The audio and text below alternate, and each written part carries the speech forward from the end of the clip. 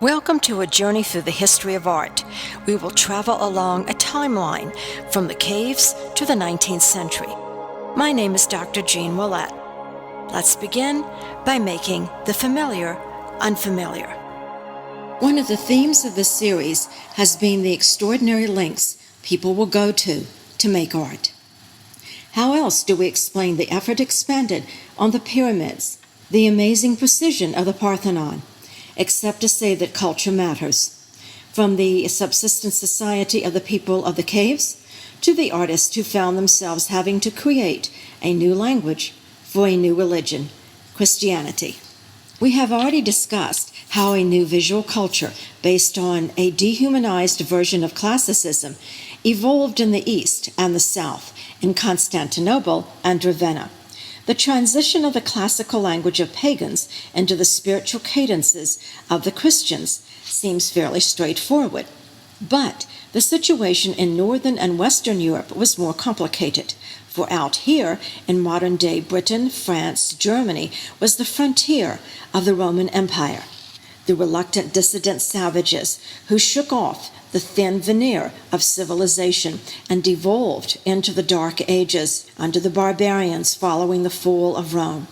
That said, Christianity had to penetrate and shed light and spread the word of God to the heathens, a task for art. But the tradition of barbaric art was inarticulate in its zoomorphic abstractions.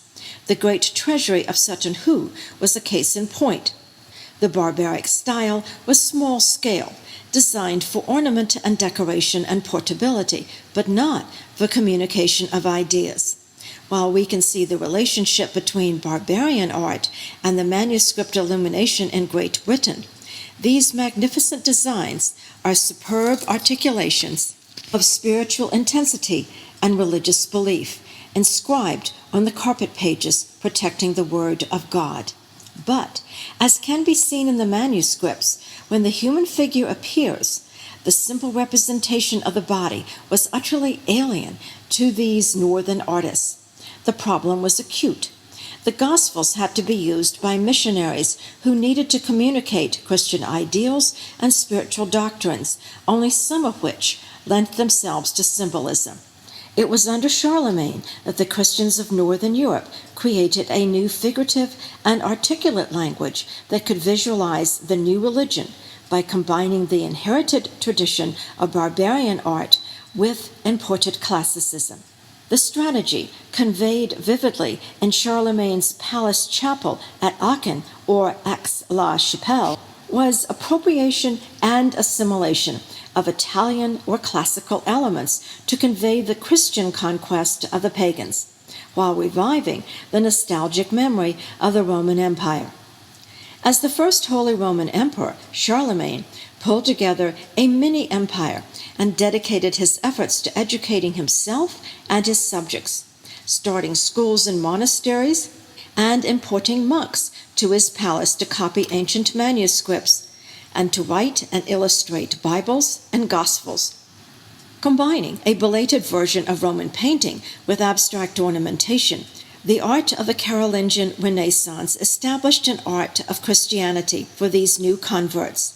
After the death of Charlemagne, his empire eventually split into what would be modern-day France and Germany. On the German side, another empire arose, copying not the Roman Empire, but the Holy Roman Revival Empire of Charlemagne. This smaller empire was called the Ottonian Empire, called so after a number of rulers named Otto and a few Henrys. The monks in the monasteries and the nuns in the convents remained the essential artists, trained in the scriptoriums, crafting a Christian language for the Christian faith, a religion that has now created its own stories, myths, legends, narratives of devotion. Perhaps anachronistically, the art of this Germanic empire has been termed expressionistic, but perhaps a better word would be expressive. Abandoning the Carolingian attempt to assimilate Roman illusionism, the Ottonians created a flat frontal field of frozen figures suspended in a time and space made of gold. This linear and stylized art to the north is not based on monumental art, as are the mosaics of Ravenna, but is the product of small-scale, intricate ornamental barbarian art. It has taken no less than 1,000 years to create a Christian art form. But as we head into the new millennium, distinct differences between the art to the north and the art of the south remains. Southern art would be haunted by the memory and loss of classical art, while the visual culture of the north developed undisturbed. For hundreds of years, these very different traditions would be subsumed under the coming wave of Romanesque and Gothic architectural accomplishments. But 500 years later, the sleep of classicism would be disturbed by yet another Renaissance.